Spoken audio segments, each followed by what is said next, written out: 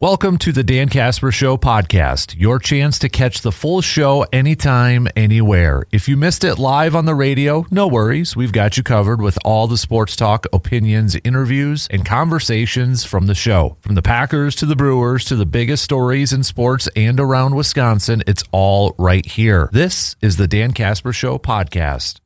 All right, here we go. Second hour kicks off right now on this Tuesday morning, this Toyson Ford Grind My Gears Tuesday, which a couple of you said Brandon Sproats grinds my gears. Brandon's mom's one of them. Not Brandon Sproats' mom, our Brandon Berg's mom.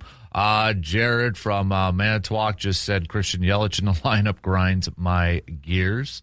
And then Bo on our video stream said that Paul Yelich, he is struggling. What else do you got for your Grind My Gears Tuesday? All right, what else do you got? Send it to us, 715-830-1912. So we got plenty more baseball talk, plenty more Brewers talk throughout the morning here. Continue to send me your thoughts. How would you assess your analysis, your opinion on the new Brewers acquisitions? Dustin May, Jojo Romero, Antonio Sensatella. Who would you, or what are your thoughts? Do you like the moves? Do you like what the Brewers did at the deadline? What do you think? Okay, I want your analysis. So we'll continue that throughout the morning here in the next 3 hours. We got a busy 3 hours coming your way, though, because coming up in about an hour, usually it's every other Wednesday, but schedule-wise, we're going to talk with Ty from Slab Factory. Hot off of returning from the National down in Chi-Town. So we'll chat with him coming up here in just a little bit. Then right after that, we got RJ Cardinal as we get set for Badger football practice beginning this week. So we'll talk some Badgers with RJ at about, let's say 8:30 this morning. So let's kick off this hour doing a little green and gold chat. As yesterday was the first day of pads at practice for the Packers, and something that we kind of touched on a little bit last week, especially when training camp opened up and found out that Luke Musgrave was going to be on the PUP list. The Packers tight end group it's pretty banged up. Now, Tucker Kraft did return, but not doing quite everything at 100%.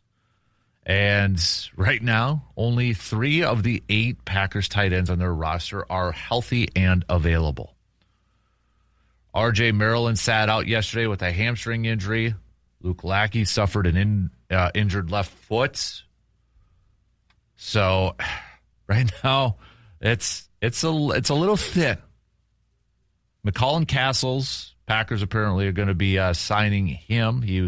Now, if you're like, I've never heard of that guy, well, he entered the NFL as an undrafted free agent with the Eagles in 2024, but he was released early in training camp despite getting $230K guaranteed in his rookie deal. He spent the second half of his rookie season on the Chargers practice squad. Then last year, he spent training camp with the Chargers and Rams, failed to make the rosters, and he did sign with the Packers on their practice squad after Tucker Kraft tore his ACL. So it's a little thin. And I don't blame you if you're looking at that group and saying, I don't know a lot of these guys. I don't know who they are. I don't blame you, man.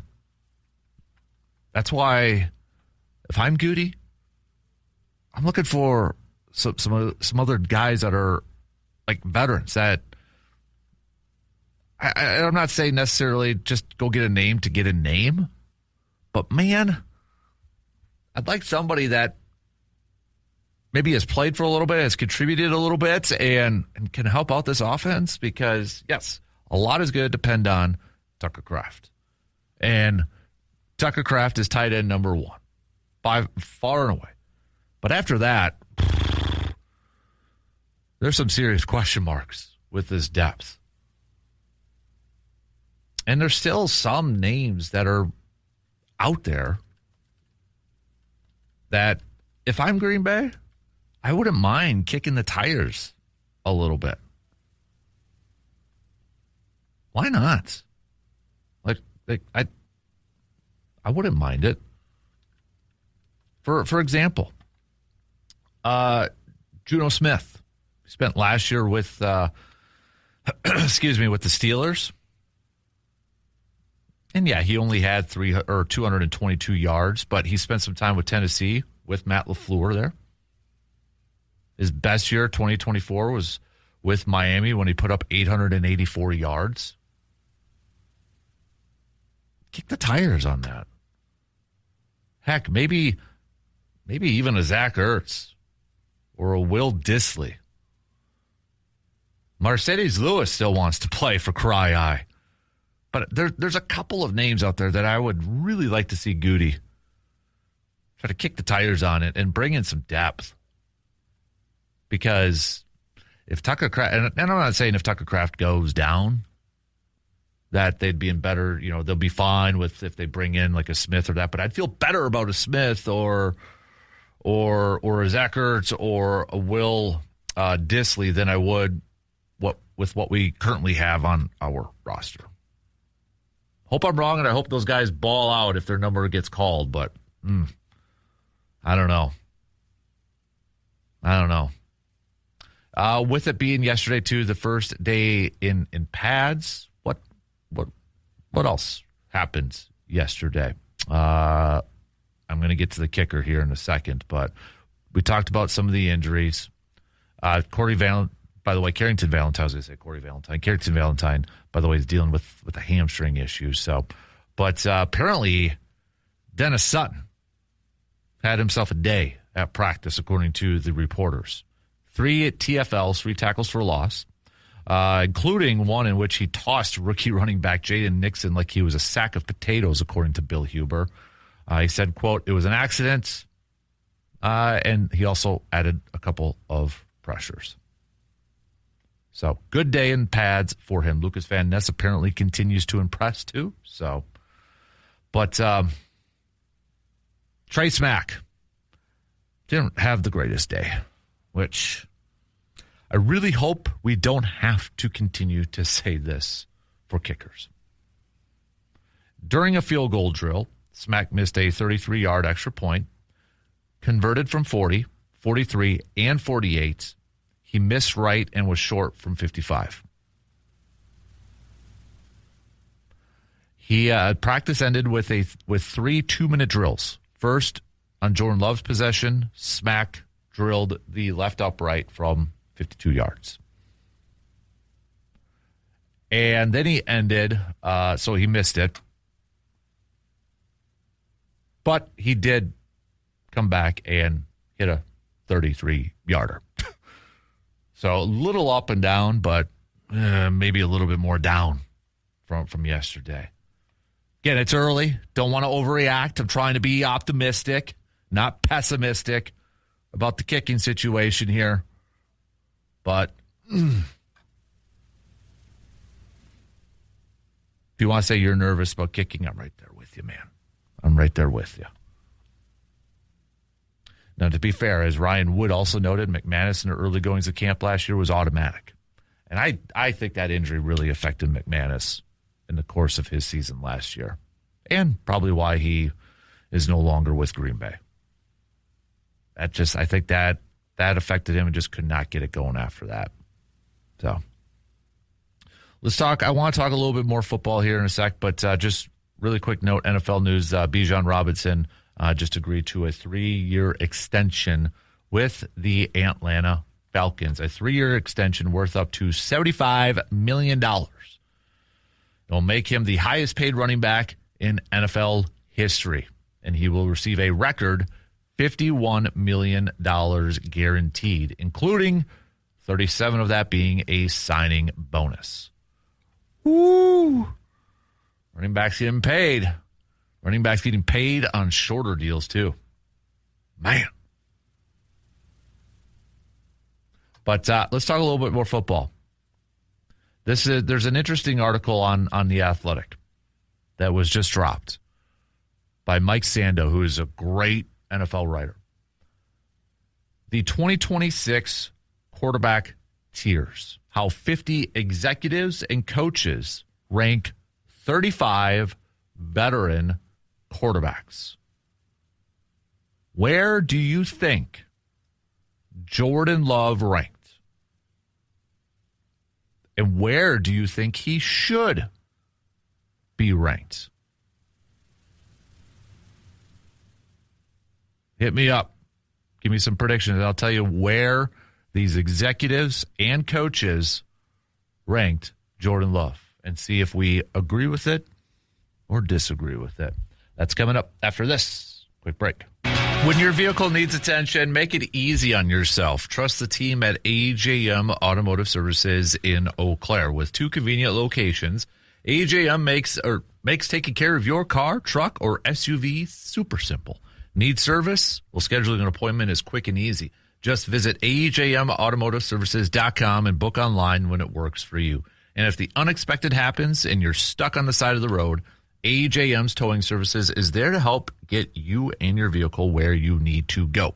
From routine maintenance to unexpected repairs, AJM Automotive Services is your local partner for honest, dependable auto care.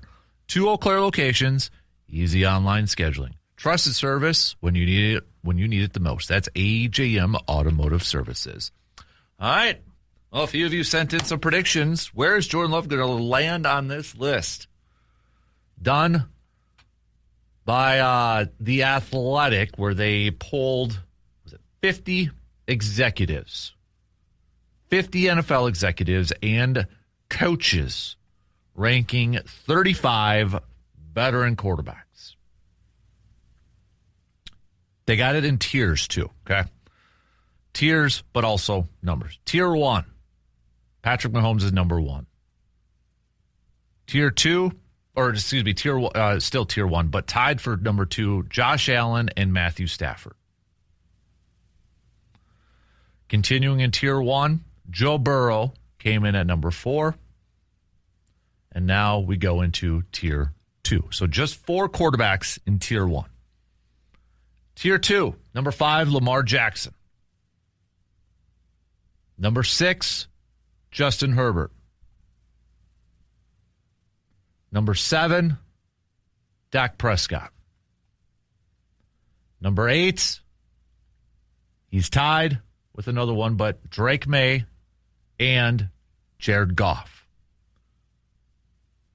And at number 10, I believe still in tier 2, but number 10, Jordan Love. So he is in the top 10. If all of you predicted top 10 or somewhere around 10, you'd be correct. He's in tier 2. He did receive some votes. It looks like 2 votes for tier 1, 37 votes for tier 2, 11 votes for tier 3. And he has climbed this ranking list said every year since they started doing this, it looks like, or since he has been there since 2023. 2023, he was in tier 4, where, 98% voted him tier 4. 2024, 50% voted him in tier 2. 46% voted him in tier 3. Tier 1, somebody voted for him in 2024. 2025, 56% in tier 2. This year, 74% voted him for tier 2. So continues to ascend. But what did they have to say? I like these types of information because it's coming from people that work in the league, coaches, executives who have to analyze these players, coaches who obviously scout and coach a lot of these players. These are inside expert opinions, not from a lot of us who are armchair MVPs. So these are the types of pieces that I love to read and kind of digest. So, says Love has climbed in the quarterback tiers every season, cracking the top 10 for the very first time. An opposing defensive coordinator had to say, he's good. I was surprised. Really solid, mobile, threw with better accuracy than I thought. I'd give him a 2. Love ranked second to May in EPA per pass play last season. Smart, can do things at the line, has the arm talent, the mobility when he needs it, but knows how to sit in and deliver, another defensive coordinator said. Not a consistent killer yet, but if he plays good ball, you can win a Super Bowl with him. There are years where I could have pushed Love up to the bottom of tier 1, top of tier 2, another defensive coach said. He needs more consistency week in and week out. He has some WTF plays and throws like, why are you doing this? Another defensive coordinator said he's still coming into his own as a player. Early on, he was trying to be Aaron Rodgers. You could tell from his mannerisms. Too cool for school. I think he is starting to settle into who he really is. He has the size, the length, and the tools. Another quote on him, if you can create pressure on him and make him move around, it ain't the same. An executive placing Love in tier 3 said it took Aaron 3 years to learn how to manipulate the pocket. Brett just did it. The question is, can Love learn it? Another quote, I used to think Josh Allen was a 2 because he just does too much where I go, okay, it's not by the book. It doesn't always look the way it's supposed to. But God, it's productive, an offensive coach said. Jordan Love is the tier 2 version of that. He is at times careless and overly aggressive. It looks like he shouldn't be working, and he's getting away with things, but he's always getting away with them. So at some point, I just have to tip my cap and be impressed. So, thoughts? Comments? Like, this is something that I've always thought about. And I think Jordan Love is a pretty good example of this. Where you've got people in the industry, in this league, where their jobs are to scout, to analyze players, coach players. This is their jobs. And you read the comments about like Jordan Love and the positive comments about Jordan Love. Yet there are still some, and there's a decent sized fraction, let's be real here, that still will not agree with those comments about Love. Will say that they're all wrong. And I guess, why can't we trust? Why can't we believe? Or why can't we take those reports, those scouting reports, those analysis, and be like, okay, maybe I'm looking at this wrong. I mean, that's why I always look at this as like, so for example, I've been very critical of Dak Prescott, and I've been critical of Justin Herbert consistently being ranked ahead of Jordan Love. Like it was the ESPN one where, a lot of the criticism out there was, well, he's got to do better in the postseason. Well, then why is Dak and Justin Herbert ranked higher than him? And on this list too here, Dak is ranked higher. Justin Herbert is ranked higher. Why? Like, I want to know why. I want to learn why. All right, well, it's pieces like this. It's articles like this. Okay, what are the experts saying? What am I missing here? For Justin Herbert, he's taking so many hits where it's impacting his reads. A defensive coach said he's playing with quick feet at times when he gets hit early, which he wasn't doing as a younger guy. I get it. The guy has been hit every year. How long has he been in the league now? A defensive coordinator asked. They've never won a playoff game. I get it. But, like, if you're the guy, at some point, I feel like they've been sniffing around enough. You should have more accolades at this point. 6 of the 8 GMs polled placed Herbert in the top tier. Only 13 of the other 42 voters had Justin Herbert that high. Among coaches, those with offensive backgrounds liked Herbert more than coaches with defensive backgrounds did. It all points to the gap between Justin Herbert's obvious physical talent and his disappointing on-field results. GMs and offensive coaches would love to have him. Interesting to see the right? I mean, GMs, offensive coaches have different viewpoints than the majority of these defensive coaches. What about Dak? The guy I might be higher on than I ever have is Dak, said an executive who thought Prescott belonged in a Tier 3 a few seasons ago. He was so impressive last year. 5 of the 10 defensive coordinators polled placed Prescott in the top tier, as did a defensive-minded head coach. Maybe it's the tools around him. Maybe it's the maturity, a defensive coordinator said. He carved us up. Brian Schottenheimer has been good for him. Another former head coach said, I don't know what the hole is in Dak's game. 2 voters placed Prescott in Tier 3, say Dak is at his best when he can pick and stick and throw outside the numbers to the guys that are elite, an offensive coach said. While that is impressive to me, I don't think that ever allows you to be a 2 because 2s anticipate, can throw guys open, can sit there when the pocket is dirty and just make unbelievable plays. Dak hasn't done that consistently. He can't raise the level of the people around him. So going back to, is it just as simple as fan bases are maybe more harsh on their players at times? But then you've got certain players where the fan bases will go to bat for them every single time. And if you criticize them, man, you don't know what you're talking about. It's just, Jordan Love is such an interesting conversation piece for so many Packers fans. And I'll be honest, I don't get it. I think he's a good quarterback. And I don't know if it's just that some people want to root for him to fail so that they can say that they're right. I don't know. It's a head scratcher for me at times. But that's why, again, I like seeing from people who do this for a living, that this is their job, this is their career, this is their area of expertise. And I think it's interesting info.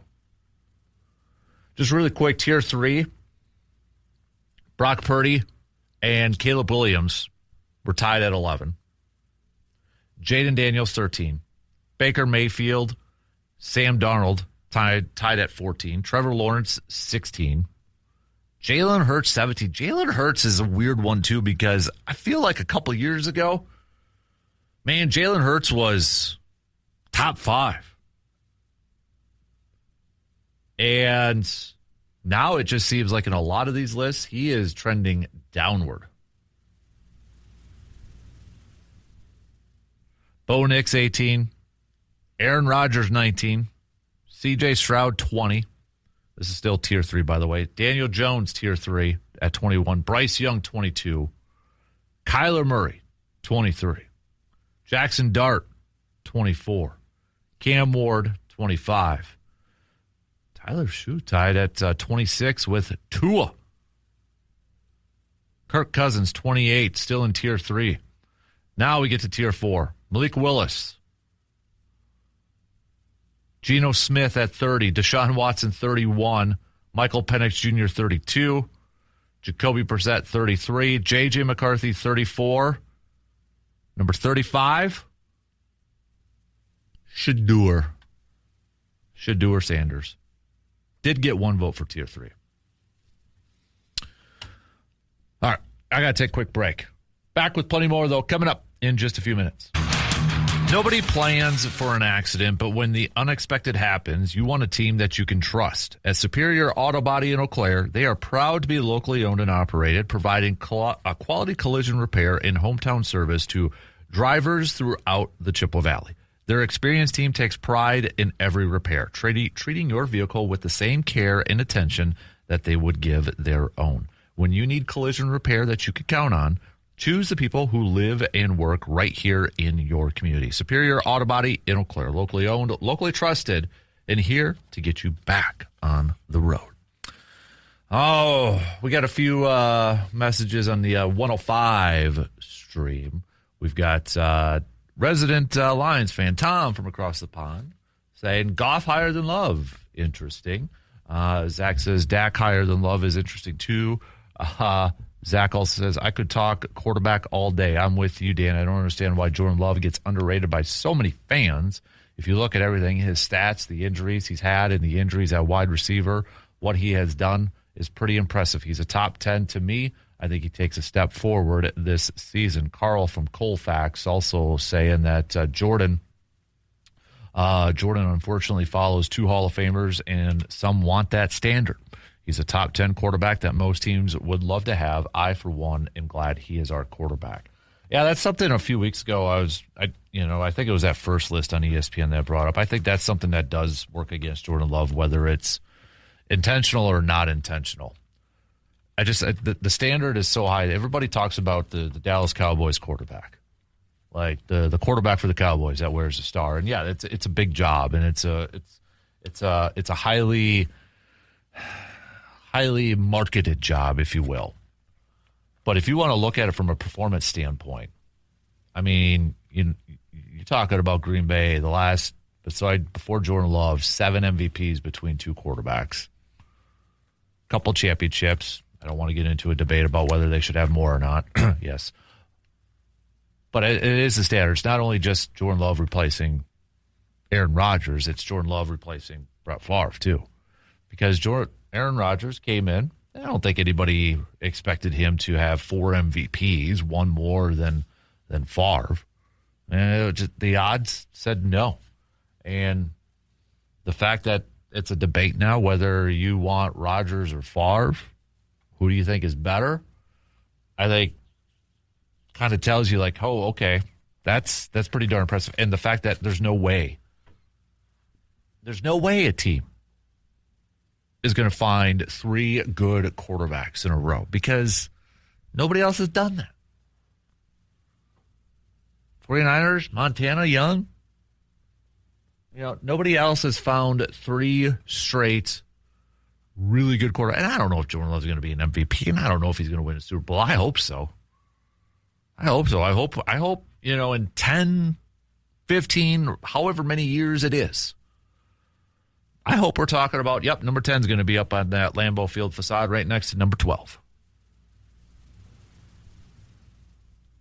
So, yeah, I hope that's the case. I don't know, and I'm not going to claim that he's going to be that type of quarterback at this point in time. There's a lot of games to be played and a lot of games that have to be won for that to be the case. But I do think there is some unfair criticism surrounding him from the fan base. Not necessarily national peeps, but from the fan base, which perplexes me quite a bit. But anywho, yeah, a few of you saying Packers need to go out there and definitely get some more tight end depth. Had a couple people saying bring back Big Dog Lewis. I had some Zach Ertz picks as well. Looking at the depth chart for the tight end group for the Packers, outside of Tucker Kraft, it's not great. Especially, I don't know what Luke Musgrave, his prognosis is going to be, but when it's a neck injury, it just makes you really, really nervous. But, I mean, Luke Lackey, R.J. Maryland, Messiah Swinson. That dude's huge, by the way. Josh Weil.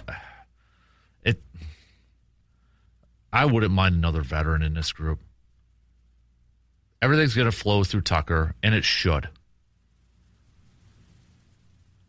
They got Yasmin from the international roster, too. I think if you're good, you got it. Or maybe that's something he explores after cuts. But I don't know. Is there any harm or foul in bringing in a veteran right now and getting him into camp and getting things going here? I don't think so. But maybe they're just going to see how this thing plays out and then address that if they need to. I'd really like just one more tight end. Just give me a veteran with that group to pair up with Tucker. I'd feel a little bit better about it then. And I'm not going to ask a Zach Ertz, a Mercedes Lewis, or a Smith or any of those guys to go out there and catch 800 yards. I don't want that to happen because that probably means something else is going on. Like Tucker's hurt again, or there's other issues. That probably doesn't necessarily mean it's going to be a great thing.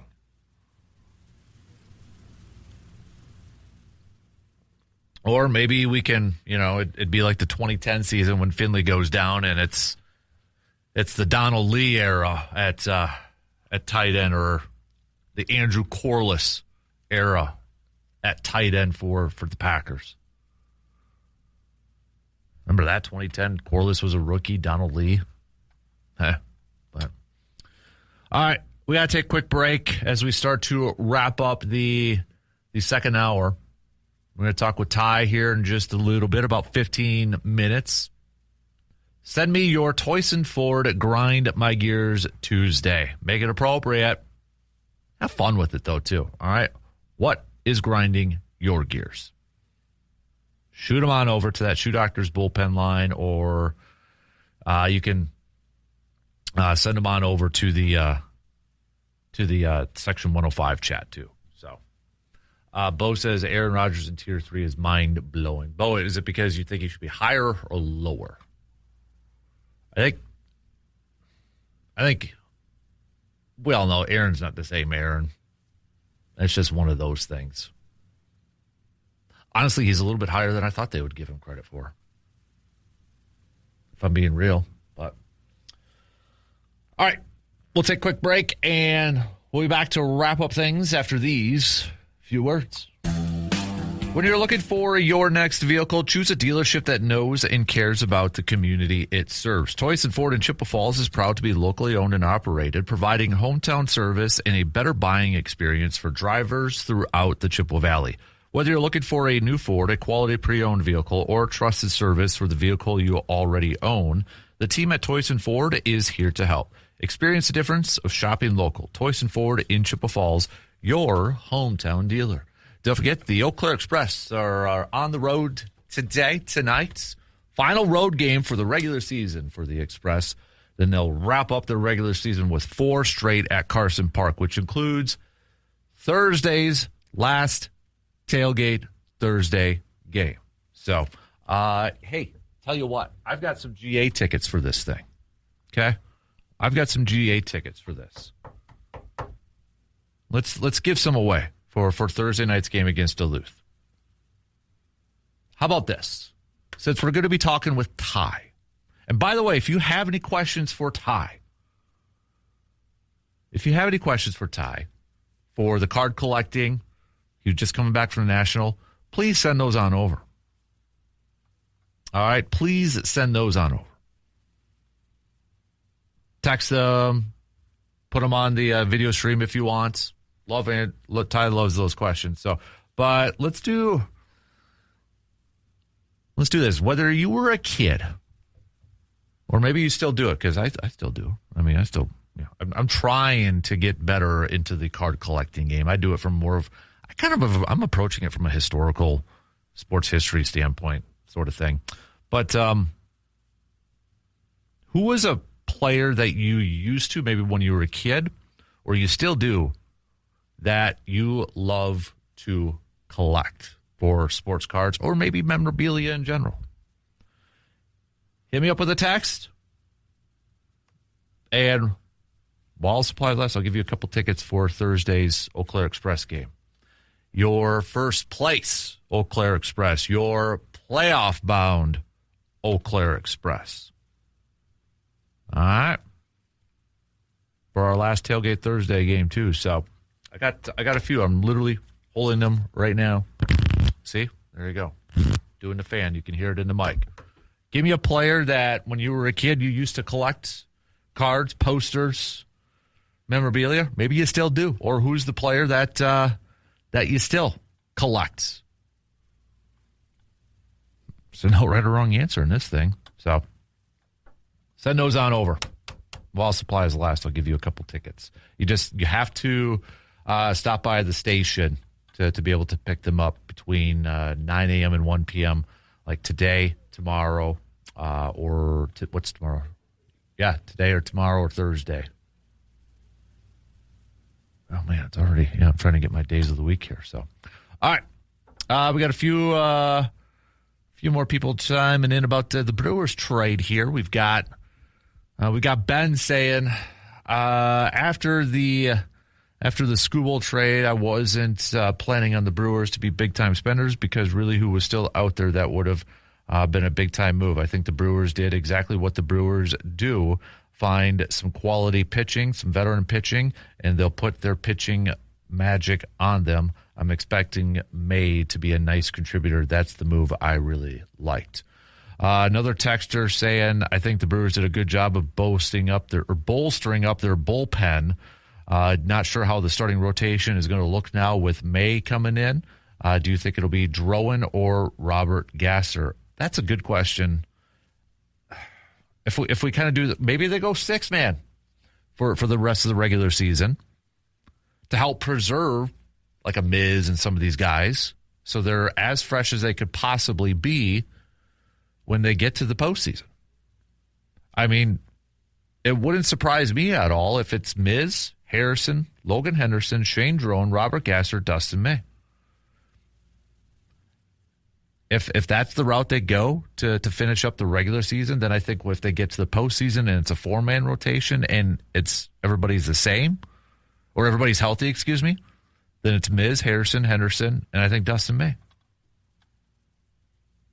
I think that's kind of where we're at here.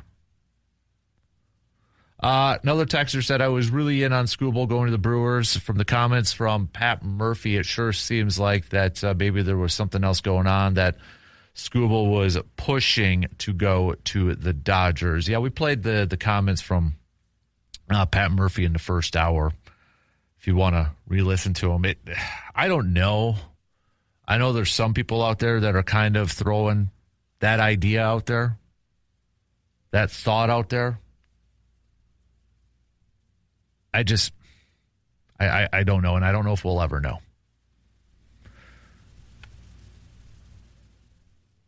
And maybe it was a team that was just trying to do right by the player, sending him somewhere that he wanted to go. But the thing is, that could hurt the team in the long run if you don't get a good enough package. If you don't get a good enough package, what's that going to do? I don't know how much control Skubal would have. I don't think he had a no-trade clause. I'm pretty sure he didn't. But I don't know how much Skubal could have forced that narrative or forced the issue to go to the Dodgers. But if that is the case, where the Tigers maybe just tried to do what was right, or not what was right, tried to cater to Skubal, they better hope the package they got in return then works out if they turn down better offers for Skubal. Keep your comments coming, but we'll continue some more baseball talk coming up a little bit later on. Also, your Toyson Ford Grind My Gears Tuesday. A lot of you are. I'm going to lump you all into one group, but I will say a lot of you that have texted in for your Toyson Ford Grind My Gears Tuesdays were related to the Dodgers getting Skubal. So there you have it. We can lump all of that in there, but hey, if that's still your Grind My Gears Tuesday, continue to send that on over. If that will make you feel a little bit better. But we'll get back to some more of that. We've got RJ Cardinal coming up at 8:30. Badger football kicks off their practice at the on Thursday, I believe it is. So we'll talk to RJ about some Badger football. Got Badger basketball non-conference schedule out too, so we'll throw some Badger chat in there. Then coming up here in just a few minutes, we've got Ty from the Slab Factory that's going to be joining us on a Tuesday edition. Hot off the National Trail down in Chi-Town. So we'll hear from him how that experience was like. But if you have any questions for Ty, please text those on over at 715-830-1912, or you can send them on over to the Section 105 chat too. And then send me the players that when you were a kid, or maybe you still do, that you collect cards of, maybe memorabilia of, maybe that you had their poster up, you were a big fan of, if you want a couple of tickets to the Eau Claire Express game on Thursday. All right, shot clock's going to cut me off. We're at halftime, peeps. We got news updates, and we'll